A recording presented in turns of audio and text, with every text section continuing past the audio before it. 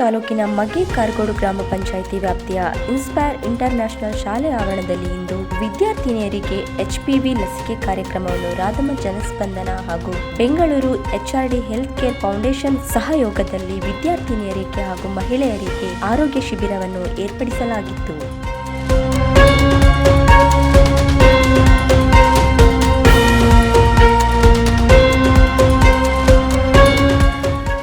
ಕಾರ್ಯಕ್ರಮವನ್ನು ರಾಧಮ್ಮ ಜನಸ್ಪಂದನ ಸಂಸ್ಥಾಪಕರಾದ ಶ್ರೀಯುತ ಹೇಮಂತ್ ಕುಮಾರ್ ರವರು ಹಳ್ಳಿ ಭಾಗದ ಹೆಣ್ಣು ಮಕ್ಕಳ ಬಗ್ಗೆ ವಿಶೇಷ ಕಾಳಜಿಯನ್ನು ವಹಿಸಿ ವಿದ್ಯಾರ್ಥಿನಿಯರಿಗೆ ಇಂದಿನ ಪೀಳಿಗೆಯಲ್ಲಿ HPV ಕ್ಯಾನ್ಸರ್ ಬರದಂತೆ ತಡೆಗಟ್ಟಲು ಲಸಿಕೆಯನ್ನು ಹಾಕಿಸುವುದರ ಮುಖಾಂತರ ತಾಲೂಕಿನ ಎಲ್ಲಾ ಶಾಲಾ ವಿದ್ಯಾರ್ಥಿನಿಯರಿಗೆ ದಾರಿದೀಪವಾಗುತ್ತಿದ್ದಾರೆ ಎಂದು ಪ್ರದೀಪ್ ರಾಮಸ್ವಾಮಿ ಅಭಿಪ್ರಾಯಪಟ್ಟರು. ಪ್ರಸೂತಿ ಮತ್ತು ಸ್ತ್ರೀರೋಗ ತಜ್ಞರ ತಂಡದ ವೈದ್ಯಾಧಿಕಾರಿಗಳು ಶಾಲೆಗೆ ಬಂದು ನೊಂದವರಿಗೆ ನೋಂದಣಿ ಮಾಡಿಕೊಂಡಂತಹ ವಿದ್ಯಾರ್ಥಿನಿಯರಿಗೆ HPV ಲಸಿಕೆಯನ್ನು ಹಾಕಿ ನಂತರ ಮಹಿಳೆಯರಿಗೆ ಸ್ತನ ಕ್ಯಾನ್ಸರ್ ಮತ್ತು ಗರ್ಭಕೋಶದ ಕ್ಯಾನ್ಸರ್ ಬಗ್ಗೆ ಪರಿಶೀಲಿಸಿ ಸ್ಕ್ಯಾನಿಂಗ್ ಮಾಡಿದ ಮಹಿಳೆಯರಿಗೆ ಅವರ ರಿಪೋರ್ಟ್ಗಳನ್ನು ಇದೇ ಸಂದರ್ಭದಲ್ಲಿ ವಿತರಿಸಲಾಯಿತು. ನಂತರ ಮಾತನಾಡುತ್ತಾ ಮಹಿಳೆಯರಿಗೆ ವಿಶೇಷವಾಗಿ ಗರ್ಭಕೋಶದ ಕ್ಯಾನ್ಸರ್ ಹಾಗೂ ಸ್ತನ ಕ್ಯಾನ್ಸರ್ ಹೇಗೆ ಬರುತ್ತದೆ, ಇದನ್ನು ಯಾವ ರೀತಿ ತಡೆಗಟ್ಟಬಹುದು, ಪ್ರಾಥಮಿಕ ಹಂತದಲ್ಲಿ ಯಾವ ರೀತಿ ಚಿಕಿತ್ಸೆ ಪಡೆದುಕೊಳ್ಳಬೇಕು, ಅದೇ ರೀತಿ ವಿದ್ಯಾರ್ಥಿನಿಯರಿಗೆ ಯಾವ ಸಮಯದಲ್ಲಿ HPV ಲಸಿಕೆಯನ್ನು ಹಾಕಬೇಕು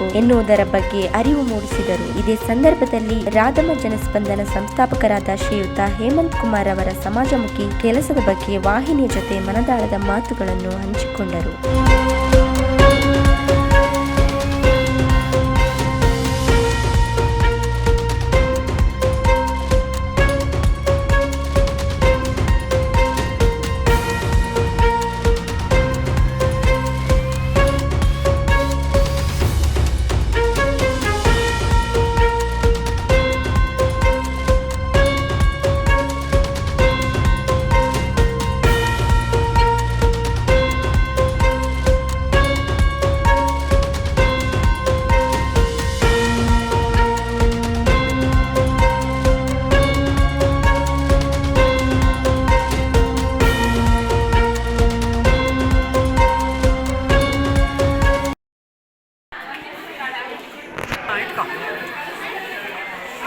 I am happy.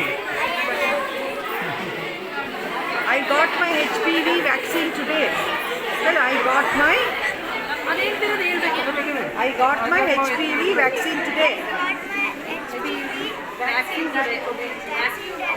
Very good, very good.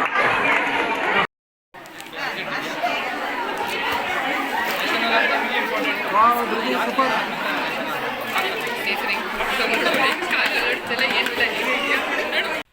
ನಮಸ್ತೆ, ನಾನು ನಿಮ್ಮ ರಾಧಮ್ಮ ಜನಸ್ಪಂದನ ಹೇಮಂತ್ ಕುಮಾರ್. ಇವತ್ತು 11ನೇ ತಾರೀಕು ಜುಲೈ ತಿಂಗಳು 2025ನೇ ವರ್ಷ. ಕಳೆದ ಬಾರಿ ಯೋಗ ದಿನಾಚರಣೆ ದಿನ ಕಳೆದ ತಿಂಗಳು ಏನು ರಿಜಿಸ್ಟರ್ ಮಾಡಿದ್ದು ಅವ್ರಿಗೆಲ್ಲರಿಗೂ ವ್ಯಾಕ್ಸಿನ್ ಹಾಕ್ಸಲಾಗಿದೆ. ಒಂದೇ ಒಂದು ವಿದ್ಯಾರ್ಥಿ ಮಾತ್ರ ಇವತ್ತು ಗೈರಾಜರಾಗಿದ್ದು, ಅವರಿಗೂ ಕೂಡ ನಾನು ಮುಂದಿನ ದಿನಗಳಲ್ಲಿ ಹಾಕ್ತೀನಿ. ಈಗ 2ನೇ ಸುತ್ತಿಗೆ ಇವತ್ತು ರಿಜಿಸ್ಟ್ರೇಷನ್ ಕೂಡ ಮಾಡಿದ್ದೀವಿ.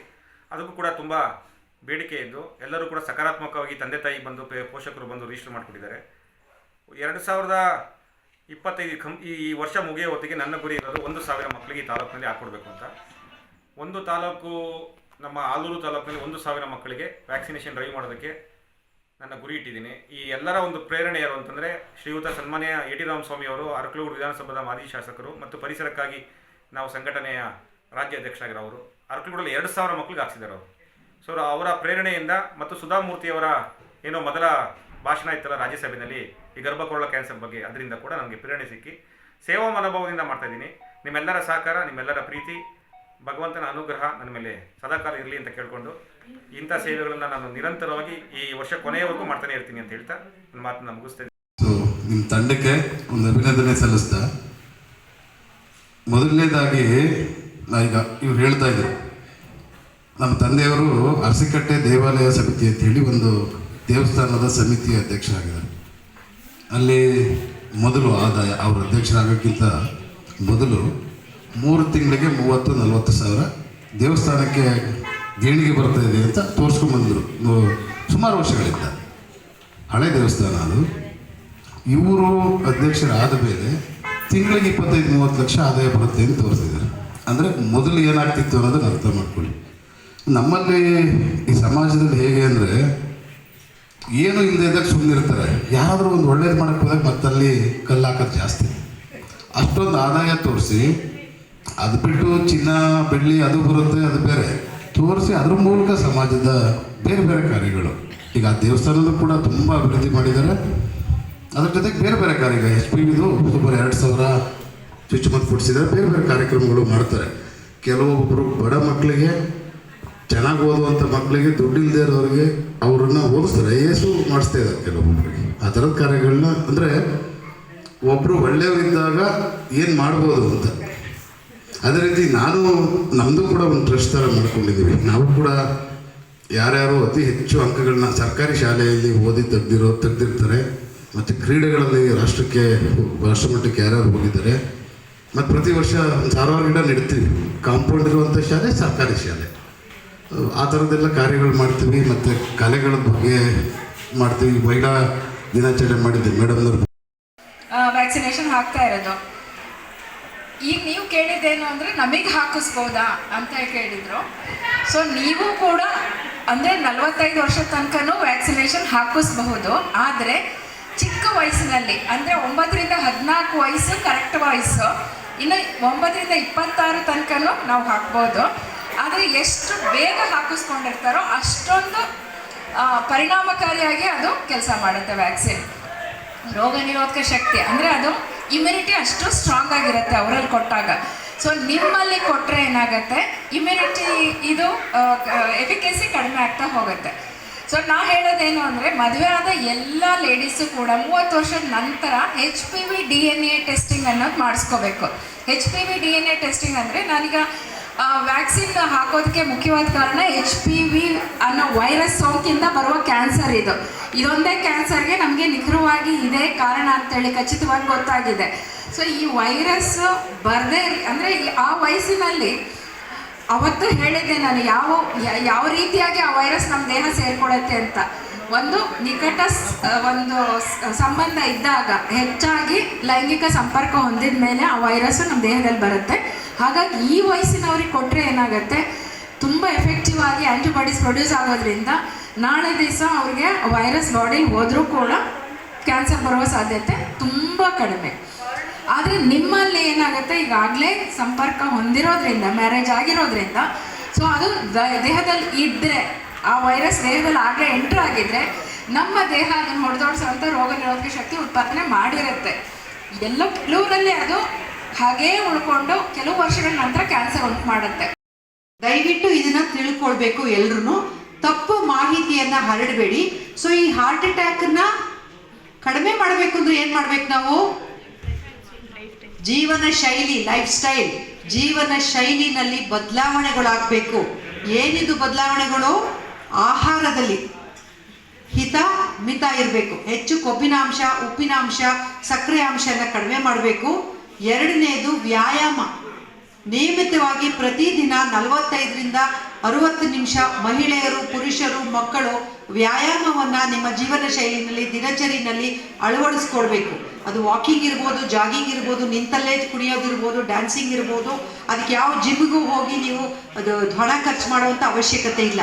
ನಿಮ್ಮ ಪ್ರದೇಶದಲ್ಲಿ ಬೆಳೀತಕ್ಕಂಥ ಆಹಾರ, ಅಕ್ಕಿ, ಜೋಳ ಮತ್ತು ರಾಗಿ, ಅದರ ಜೊತೆ ನೀವು ಬೆಳೀತಾ ಇರ್ತಕ್ಕಂಥ ಪಪ್ಪಾಯ ಹಣ್ಣು ಇರ್ಬೋದು, ಇತರ ಸೀಬೆ ಹಣ್ಣು, ಮಾವಿನ ಹಣ್ಣು, ಹಲಸಿನ ಹಣ್ಣು ನಿಮ್ಮ ಆಹಾರದಲ್ಲಿ ಅಳವಡಿಸ್ಕೊಳ್ಳಿ. ಉಪ್ಪಿನಾಂಶ, ಸಕ್ಕರೆ ಅಂಶವನ್ನು ಕಡಿಮೆ ಮಾಡ್ಕೊಳ್ಳಿ. ಹೊರಗಡೆ ಬೇಕ್ರಿನಲ್ಲಿ, ಮೈದಾನಲ್ಲಿ, ರಿಫೈನ್ಡ್ ಫ್ಲವರಲ್ಲಿ ಮಾಡ್ತಕ್ಕಂಥ ಪದಾರ್ಥಗಳನ್ನು ಮಕ್ಕಳಿಗೆ ಉಣಿಸೋದನ್ನು ಕಡಿಮೆ ಮಾಡಿಸಿ. ಸಕ್ಕರೆಯ ಬದಲು ಬೆಲ್ಲವನ್ನು, ಜೇನುತುಪ್ಪವನ್ನು ಅಥವಾ ಖರ್ಜೂರವನ್ನು, ಒಣ ದ್ರಾಕ್ಷಿಯನ್ನು ಉಪಯೋಗಿಸಿ. ಬೇಕ್ರಿ ಹೆಸರು ಅನಿತಾ ಅಂತೇಳಿ, ನಮ್ಮದೂರು ಆನಗಳಲ್ಲೇ. ನನ್ನ ಮಗಳಿಗೆ ವ್ಯಾಕ್ಸಿನ್ ಹಾಕ್ಸಿದ್ದೀನಿ. ನನಗೆ ಅದ್ರ ಬಗ್ಗೆ ಒಂದು ವಾಟ್ಸಪ್ಪಲ್ಲಿ ಇಂದರೆ 1 ವರ್ಷದಿಂದ ನೋಡಿದ್ದೆ. ಅದ್ರ ಬಗ್ಗೆ ನಾನು ಎಲ್ಲಿ ಹಾಕಿಸ್ಬೇಕು, ಹೇಗೆ, ಅದ್ರ ಬಗ್ಗೆ ನನಗೇನು ಮಾಹಿತಿ ಇರಲಿಲ್ಲ. ಹಾಗಾಗಿ ಈಗ ರಾಧಾ ಇನ್ಸ್ಟಿಟ್ಯೂಟಿಂದ ನಮಗೆ ಅದು ಹೆಲ್ಪ್ ಆಗಿದೆ. ಹಾಕಿಸ್ಬೇಕು ಅನ್ನೋದು, ಇಲ್ಲಿ ಸ್ಕೂಲ್ ಕಡೆಯಿಂದ ಬಂದಿದ್ದಾರಲ್ಲ, ಹಾಕಿಸ್ಬೇಕು ಅನ್ನೋದು ನಮಗೆ ಹಾಕ್ಬೋದಾಗಿದೆ. ನನ್ನ ದೊಡ್ಡ ಮಗಳು ಇದ್ದಾಳೆ, ಅವಳಿಗೂ ನಾನು ಹಾಕಿಸ್ತೀನಿ. ನನಗೂ ಒಂದು ಸ್ಕ್ಯಾನಿಂಗ್ ಮಾಡಿಸ್ಕೊಂಡಿದ್ದೀನಿ, ತುಂಬ ಉಪಯೋಗ ಆಗಿದೆ. ಮೇಡಮ್, ಈ ಸಂಸ್ಥೆ ಬಗ್ಗೆ ಏನಂತಾರೆ ಮೇಡಮ್, ಈ ಟ್ರಸ್ಟ್ ಬಗ್ಗೆ? ಹೇಮಂತ್ ಕುಮಾರ್ ಸರ್. ಖುಷಿಯಾಗುತ್ತೆ ಸರ್, ಸಮಾಜ ಸೇವೆ ಮಾಡ್ತಾ ಇದ್ದಾರೆ, ತುಂಬ ಖುಷಿ. ಯಾವ ರಾಜಕೀಯ ಪಕ್ಷಗಳೇ ಆಗಲಿ, ಯಾವ ಸರ್ಕಾರ ಆಗಲಿ, ಯಾವುದು ಮಾಡಲ್ಲ, ಇವ್ರು ಮಾಡ್ತಾ ಇದ್ದಾರೆ. ಅದ್ರ ಬಗ್ಗೆ ಖುಷಿ ಇದೆ ನಮಗೆ. ಇನ್ನೂ ಹೆಚ್ಚು ಮಾಡಲಿ. ಅದರಿಂದ ಜನಗಳಿಗೆ ಅನುಕೂಲ ಆಗಲಿ. ತಮ್ಮ ಹೆಸರು? ಅನಿತಾ ಅಂತೇಳಿ. ನಮಿತಾ, ಗ್ರಾಮ ಪಂಚಾಯತಿ ಸದಸ್ಯರು ಹಾಗೂ ಮಾಜಿ ಅಧ್ಯಕ್ಷರು. ನಾನು ಈ ದಿನ ಇನ್ಸ್ಪೈರ್ ಇಂಟರ್ನ್ಯಾಷನಲ್ ಸ್ಕೂಲಲ್ಲಿ ರಾಧಮ್ಮ ಜನಸ್ಪಂದನ ಕಾರ್ಯಕ್ರಮದಲ್ಲಿ ಹೇಮಂತ್ರವರು ಮಹಿಳೆಯರಿಗೆ ಅನುಕೂಲ ಆಗುವಂತಹ ಒಂದು ಹೆಲ್ತ್ ಕ್ಯಾಂಪನ್ನು ಇಟ್ಕೊಂಡಿದ್ರು. ಇದರಲ್ಲಿ ಹೆಣ್ಣು ಮಕ್ಕಳಿಗೆ ಹಾಕಬೇಕು ಅಂತ ಈ ಕಾರ್ಯಕ್ರಮ ಇಟ್ಕೊಂಡು ಅವರು ಸಾವಿತ್ರಿ ಮೇಡಮು ಹಾಗೂ ಭಾರತಿ ಮೇಡಮ್ನವರು ಬಂದು ಅವ್ರ ಮುಖಾಂತರ ಅವರ ಸಹಯೋಗದೊಂದಿಗೆ ಇಲ್ಲಿ 9 ವರ್ಷದಿಂದ 15 ವರ್ಷ ಬರ್ತಕ್ಕಂತಹ ಹೆಣ್ಣು ಮಕ್ಕಳಿಗೆ, ಅದರಲ್ಲೂ ಮೇಯ್ನಾಗಿ ಹೆಣ್ಣು ಮಕ್ಕಳಿಗೆ ಬರ್ತಿರುವಂತಹ ಕಾಯಿಲೆ ಇದು ಎಲ್ಲ ಕಡೆ ಸ್ಪ್ರೆಡ್ ಆಗ್ತಿರೋದ್ರಿಂದ ಅದಕ್ಕೋಸ್ಕರ ಅವರು ಅತಿ ಮುತುವರ್ಜಿಯಿಂದ ವಹಿಸಿಕೊಂಡು ಯಾವುದೇ ಒಂದು ಸರ್ಕಾರದ ಒಂದು ಪ್ರಯೋಜನವನ್ನು ಪಡ್ಕೊಂಡು ತಮ್ಮ ನಿಸ್ವಾರ್ಥ ಸೇವೆಯಿಂದ ಹೆಣ್ಣು ಮಕ್ಕಳಿಗೆ ಅನುಕೂಲ ಆಗಲಿ ಅಂತ ಹೇಳ್ಬಿಟ್ಟು ಈ ಕಾರ್ಯಕ್ರಮ ಅಂದ್ಕೊಂಡು ಈ ವ್ಯಾಕ್ಸಿನನ್ನು ಹಾಕ್ಕೊಂಡಿದ್ದಾರೆ. ಇದು ಒಂದು ಪ್ರಾರಂಭ. ಈ ಪ್ರಾರಂಭನ ಇಲ್ಲಿನ ಒಂದು ಹಳ್ಳಿಗಾಡಿನ ಜನರು, ಈ ಸಿಟಿಲಾಗಿದ್ದರೆ ಎಲ್ಲರೂ ಅದ್ರ ಬಗ್ಗೆ ಅರಿವಿರುತ್ತೆ, ಆದರೆ ಇದೊಂದು ಹಳ್ಳಿಗಾಡುವಂಥ ಪ್ರದೇಶವಾಗಿದ್ದರಿಂದ ಇದರ ಒಂದು ಅನುಕೂಲವನ್ನು ಪಡ್ಕೋಬೇಕು. ಯಾಕೆ ಹಳ್ಳಿಯವರು ಏನು ಮಾಡ್ಕೊಂಡ್ರೆ ಅಂದರೆ ಈ ಕೊರೋನಾ ವ್ಯಾಕ್ಸಿನ್ ಒಂದು ಬಂದಿರೋದ್ರಿಂದ ಅವರು ಅದನ್ನು ನೆಗೆಟಿವ್ ಆಗಿ ಅದು ಜಾಸ್ತಿ ಆಗಿದೆ. ಆದರೆ ಯಾರೂ ಸಹ ಇದ್ರ ಬಗ್ಗೆ ಭಯ ಪಡೆದಲೇ ಇದರಂತಹ ಒಂದು ಪ್ರಯೋಜನ ಪಡ್ಕೊಂಡು, ಇದು ನಾನು ಒಬ್ಬ ಪೇರೆಂಟಾಗಿ ನನ್ನ ಮಗುಗೆ ನಾನು ಹಾಕ್ಸಿದ್ದೀನಿ, ಹಾಗಾಗಿ ನೀವು ಸಹ ಅಕ್ಕಪಕ್ಕದವರಿಗೆ ಇದರ ವ್ಯಾಕ್ಸಿನ್ ಬಗ್ಗೆ ತಿಳಿಯನ್ನು ಹೇಳ್ಕೊಂಡು, ಕೊರೋನಾ ವ್ಯಾಕ್ಸಿನ್ ಅಲ್ಲ, ಅದು ಕೊರೋನಾ ವ್ಯಾಕ್ಸಿನ್ನು ಈಗ ಇತ್ತೀಚೆಗೆ ಬಂದಿರೋದು, ಆದರೆ ಇದು ತುಂಬ ವರ್ಷಗಳಿಂದ ಇರೋದ್ರಿಂದ ಇದ್ರ ಬಗ್ಗೆ ಯಾವುದೇ ಒಂದು ಅನುಮಾನವನ್ನು ಇಟ್ಕೊಳ್ದೇಲೆ ಇದರ ಒಂದು ಸದುಪಯೋಗನ ಪಡಿಸ್ಕೊಂಡು ಇದನ್ನು ತುಂಬ ಜಿಲ್ಲೆಯಾದ್ಯಂತ ಆಗಿರ್ಬೋದು, ಈಗ ನಮ್ಮ ಹಳ್ಳಿ ಆಗಿದೆ, ಈ ಹಳ್ಳಿಯಿಂದ ಒಂದು ತಾಲೂಕಾಗಿರ್ಬೋದು, ಆಮೇಲೆ ಜಿಲ್ಲೆ ಆಗಿರ್ಬೋದು, ಇದೇ ರೀತಿ ಇದರ ಅನುಕೂಲ ಪಡ್ಕೊಂಡು ನಾವು ಒಂದು ಆರೋಗ್ಯವನ್ನು, ಉತ್ತಮವಾದಂಥ ಆರೋಗ್ಯ ಪಡ್ಕೊಂಡು ಒಂದು ಆರೋಗ್ಯ ಅಂದರೆ ನಮ್ಮ ಕಾಯಿಲೆ ಮುಕ್ತವಾದಂಥ ಒಂದು. ಎಲ್ಲರಿಗೂ ನಮಸ್ಕಾರ. ಇವತ್ತಿನ ದಿನ ರಾಧಮ್ಮ ಜನಸ್ಪಂದನ ಸಮಿತಿ ಅದರ ವತಿಯಿಂದ ಮತ್ತು ನಾವು ಹಾಸನ ಜಿಲ್ಲಾ ಪ್ರಸೂತಿ ಮತ್ತು ಸಿರೋಟ ತಜ್ಞರ ಸಂಘದ ಇಬ್ಬರ ವತಿಯಿಂದ ಇವತ್ತು ನಾವು ಕಾರಗೋಡು ಇಲ್ಲಿ 50 ಮಕ್ಕಳಿಗೆ ಉಚಿತವಾಗಿ HPV ಲಸಿಕೆಯನ್ನು ಹಾಕಿದ್ದೀವಿ. ಸೊ HPV ಲಸಿಕೆ ಯಾಕೆ ಹಾಕ್ತೀವಿ ಅಂದರೆ ಗರ್ಭಕಂಠದ ಕ್ಯಾನ್ಸರ್ ಬರದೇ ಇರಲಿ ಅಂಥೇಳಿ ಹಾಕುವಂಥ ವ್ಯಾಕ್ಸಿನ್. ಈ ವ್ಯಾಕ್ಸಿನ್ ಕೊಡಿಸ್ಲಿಕ್ಕೆ ಈ ಜನಸ್ಪಂದನ ರಾಧಮ್ಮ ಜನಸ್ಪಂದನ ಸಮಿತಿ ಇದೆಯಲ್ಲ, ಅಂದರೆ ಅದರದ ಅಧ್ಯಕ್ಷರಾದ ಶ್ರೀಯುತ ಹೇಮಂತ್ ಅವರು ಈ ಒಂದು ಕಾರ್ಯಕ್ರಮವನ್ನು ಆಯೋಜಿಸಿದ್ರು. ಹೀಗೆ ನಾವು ವೈದ್ಯರು ಈ ಒಂದು ಇದಕ್ಕೆ ಬರಬೇಕು ಅಂದರೆ ಅವ್ರ ಮೂಲಕ ನಾವು ಬರಬೇಕಾಗುತ್ತೆ. ಏಕೆಂದರೆ ಅವರು ಈ ಥರ ಕಾರ್ಯಕ್ರಮಗಳನ್ನು ಆಯೋಜಿಸೋದ್ರಿಂದ ಹೆಚ್ಚೆಚ್ಚು ಜನರಿಗೆ ನಾವು ತಲುಪಲಿಕ್ಕೆ ಸಾಧ್ಯ ಆಗ್ತದೆ. ಮತ್ತು ಈ ಆರೋಗ್ಯನ ಕಾಪಾಡೋ ನಿಟ್ಟಿನಲ್ಲಿ ನಾವು ವೈದ್ಯರು, ನಾವು ಆಸ್ಪತ್ರೆಗಳಲ್ಲಿ ಇರ್ತೀವಿ, ಬಟ್ ಈ ಥರ ಒಂದು ಜನ ಸೇವೆ ಮಾಡುವಂಥ ಒಂದು ಸಂಘಗಳು ಅಥವಾ ಸಮಿತಿಗಳು ಅಥವಾ ಅವರು ತಮ್ಮ ತಾಯಿ ಹೆಸರಿನಲ್ಲಿ ತೆಗೆದಿರುವಂಥ ಈ ಒಂದು ಮೂಲಕ ಅವರು ಜನಸೇವೆ ಮಾಡ್ತಾ ಇದ್ದಾರೆ. ಅವರ ಮೂಲಕ ನಾವು ಕೂಡ ಏನೋ ಒಂದು ಮಹಿಳೆಯರ ಆರೋಗ್ಯನ ಕಾಪಾಡ್ಕೊಳ್ಳೋ ಒಂದು ಇದನ್ನು ನಮಗೂ ಕೂಡ ಅವಕಾಶ ಸಿಗ್ತಾ ಇದೆ. ಸೊ ಈ ಒಂದು ಸಮಿತಿಯ ವತಿಯಿಂದ, ರಾಧಮ್ಮ ಜನಸ್ಪಂದನ ಸಮಿತಿ ವತಿಯಿಂದ ಇನ್ನೂ ಅನೇಕ ಕಾರ್ಯಕ್ರಮವನ್ನು ಈ ಮಹಿಳೆಯರ ಆರೋಗ್ಯ ರಕ್ಷಣೆಗಾಗಿ ಹಮ್ಮಿಕೊಳ್ಳೋರಿದ್ದಾರೆ. ಸೊ ಇದರ ಮೂಲಕ ದಯವಿಟ್ಟು ನೀವೆಲ್ಲರೂ ಕೂಡ ಈ ಒಂದು ಸುತ್ತಮುತ್ತಲಿನ ಎಲ್ಲ ಮಹಿಳೆಯರು ಕೂಡ ಈ ಒಂದು ಕಾರ್ಯಕ್ರಮ ಆಯೋಜಿಸ್ತಾರೆ. ಅವರು ಅದನ್ನು ಸದುಪಯೋಗಪಡಿಸ್ಕೊಳ್ಳಿ, ಆ ಮೂಲಕ ನಿಮ್ಮ ಆರೋಗ್ಯವನ್ನು ಕಾಪಾಡಿಕೊಳ್ಳಿ. ನಾವು ವೈದ್ಯರು ಸದಾ ಈ ನಿಮ್ಮ ಮಹಿಳೆಯರ ಆರೋಗ್ಯ ದೇಶನೇ ಆರೋಗ್ಯವಾಗಿರುತ್ತೆ. ಸೊ ಸುಭದ್ರ ಅಂತ ನಾವು ಇರೋದು ನಮ್ಮ ಹಳ್ಳಿಗೆ ಹೇಮಂತ್ ಕುಮಾರ್ ಅನ್ನೋರು ಪರಿಚಯ ಆಗಿ ಎಲ್ಲರಿಗೂ ಆರೋಗ್ಯದ ಬಗ್ಗೆ ಎಲ್ಲ ಗಮನ ಹರಿಸಿ ಎಲ್ಲರಿಗೂ ಆರೋಗ್ಯ ಎಲ್ಲ ಮಹಿಳೆಯರು ಹಿಂದಿದ್ದಾರೆ. ಮನೆಗೆ ಮುಂದೆ ಬಂದು ಆರೋಗ್ಯದ ಕಡೆ ಗಮನ ಕೊಟ್ಟು ಈ ಮಾಡ್ತಿರೋದು ಎಲ್ಲದನ್ನೂ ಉಪಯೋಗ ಪಡ್ಕೊಂಡಿದ್ದಾರೆ. ಮಕ್ಕಳಿಗೂ 9 ವರ್ಷದಿಂದ 15 ವರ್ಷದವರೆಗೂ ಲಸಿಕೆಯನ್ನು ಶುರು ಮಾಡವ್ರೆ. ಈ ಫಸ್ಟ್ ಡೋಸ್ ಲಸಿಕೆಯನ್ನು ಈ ದಿನ ಕೊಡ್ತಾರೆ, ಮತ್ತು 6 ತಿಂಗಳಿಗೊಂದು ಇನ್ನೊಂದು ಲಸಿಕೆಯನ್ನು ಎಲ್ಲರೂ ಬಂದು ಪಾಲಿಸ್ತಾರೆ. ಪ್ರತಿಯೊಬ್ಬರು ಮತ್ತೆ 18 ವರ್ಷದಿಂದ ಕೊಟ್ಟು ಅದನ್ನು ಅವ್ರಿಗೂ ಎಲ್ಲರಿಗೂ 3 ಡೋಸ್ ಲಸಿಕೆ ಇದೆ. ಎಲ್ಲರೂ ಅದನ್ನು ಇನ್ನೂ ಬಿಟ್ಟಿಲ್ಲ ಇರ್ತಾರೆ. ಅವರು ಸ್ವಲ್ಪ ಬೋನಾಗಿ ಹೋಗಿ ಹಾಸ್ಪಿಟಲ್ಗಳಲ್ಲಿ 1300 ರೂಪಾಯಿ ಹಾಕಿಸ್ತಾರೆ. ಈ ಉಪಯೋಗವನ್ನು ಎಲ್ಲರೂ ಪಡ್ತಾರೆ. ಈಗ ಈ ಸಂಸ್ಥೆ ಈ ಥರ ಎಲ್ಲ ಮಾಡಿಸ್ತಾ ಇದೆಯಲ್ಲ, ನಿಮ್ಗೆ ಏನು ಅನಿಸುತ್ತೆ? ಈ ರಾಧಮ್ಮ ಜನಸ್ಪಂದನ ಸಂಸ್ಥೆ ಹೇಮಂತ್ ಕುಮಾರ್ ಅವರು ಯಾರೋ ಈಗ ನಮ್ಮ ರಾಜಕಾರಣಿಗಳಾಗಲಿ ಯಾರೇ ಆಗಲಿ ಇದ್ರ ಬಗ್ಗೆ ತಲೆ ಕೆಡಿಸ್ಕೊಂಡು ಯಾರೋ ಮುಂದೆ ಬಂದು ಮಾಡಿಲ್ಲ.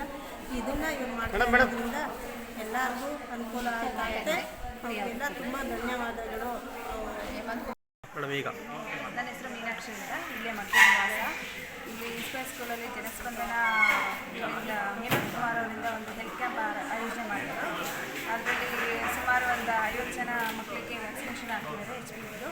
ಸೊ ನಮಗೆಲ್ಲ ಸ್ತನ ಕ್ಯಾನ್ಸರ್ದು ಸ್ಕ್ಯಾನಿಂಗ್ ಮಾಡಿದ್ರು. ಅದನ್ನ ರಿಪೋರ್ಟೆಲ್ಲ ಇವತ್ತು ಕೊಟ್ಟಿದ್ದಾರೆ. ಡಾಕ್ಟರ್ಸ್ ಎಲ್ಲ ಮಾತಾಡಿ ಚೆನ್ನಾಗಿ ಮಾಹಿತಿ ನೀಡಿದ್ದಾರೆ ನಮ್ಮ ಬಗ್ಗೆ. ಸೊ ಎಲ್ಲರಿಗೂ ಅನುಕೂಲ ಆಗಿದೆ. ಹಳ್ಳಿ ಪ್ರದೇಶ ಆಗಿರೋದ್ರಿಂದ ಮಹಿಳೆಯರಿಗೆಲ್ಲರಿಗೂ ಅನುಕೂಲ ಆಗಿದೆ. ಎಲ್ಲರೂ ನಿಮ್ಮ ಮಕ್ಕಳಿಗೆ HPV ವ್ಯಾಕ್ಸಿನೇಷನ್ ಹಾಕಿಸಿ, ಆಮೇಲೆ ಸ್ತನ ಕ್ಯಾನ್ಸರ್ ಜಾಸ್ತಿ ಆಗ್ತಿರೋದ್ರಿಂದ ಅದನ್ನು ಸ್ಕ್ಯಾನಿಂಗ್ ಮಾಡಿಸ್ಕೊಂಡು ಅದು ಮಾಹಿತಿ ಪಡ್ಕೊಂಡು ನೀವು ಅದ್ರ ಬಗ್ಗೆ ಟ್ರೀಟ್ಮೆಂಟ್ ತಗೊಂಡು ಎಲ್ಲರೂ ಚೆನ್ನಾಗಿದೆ. ಈ ಸಂಸ್ಥೆ ರಾಜಮ್ಮ ಜನಸ್ಪಂದನ ಸಂಸ್ಥೆ ತುಂಬ ಚೆನ್ನಾಗಿ ಕೆಲಸ ಮಾಡ್ತಾಯಿದ್ದಾರೆ. ಸೊ ತುಂಬ ಫೇಮಸ್ ಆಗ್ತಾಯಿದ್ದಾರೆ. ನಮಗಿಲ್ಲಿ 2-3 ಕ್ಯಾಂಪ್ ಮಾಡಿದ್ದಾರೆ ಇಲ್ಲಿ ಸ್ಕೂಲಲ್ಲಿ. ಸೊ ಎಲ್ಲದನ್ನು ಅಟೆಂಡ್ ಮಾಡಿದ್ದೀವಿ. ಚೆನ್ನಾಗಿ ರೆಸ್ಪಾನ್ಸ್ ಮಾಡ್ತಾರೆ. ಒಳ್ಳೆ ಕಾರ್ಯಕ್ರಮ ಮಾಡ್ತಾಯಿದ್ದಾರೆ. ಹಳ್ಳಿ ಪ್ರದೇಶದಲ್ಲಿ ಬಸ್ ಇಲ್ಲಾಂದರೆ ಕೆಲವರಿಗೆ ಇಲ್ಲಿ ಬಸ್ ಸಿಗುತ್ತೆ ನಮ್ಮೂರಿಗೆಲ್ಲ. ಸೊ ಒಳ್ಳೆ ಅನುಕೂಲ ಆಗಿದೆ. ವಿನೋದ ಅಂತ ಹಳ್ಳಿಯಿಂದ ಬಂದಿರೋದು, ಕುಂದೂರು ಅಂತ ಹೇಳಿದ್ರು. ಅಂದರೆ ಜನಸ್ಪಂದನದಲ್ಲಿ ಹೇಮಂತ್ ಅವರು ಭಾಳ ಅನುಕೂಲತೆ ಮಾಡ್ತಾಯಿದ್ದಾರೆ. ಎಲ್ಲರಿಗೆ ಹಳ್ಳಿ ಜನಗಳಿಗೆಲ್ಲ ಉಪಕಾರ ಎಲ್ಲ ರೀತಿಯೂ ಅನುಕೂಲ ಕೊಡ್ತಾಯಿದ್ದಾರೆ. ಇಷ್ಟು ಹೇಳಿ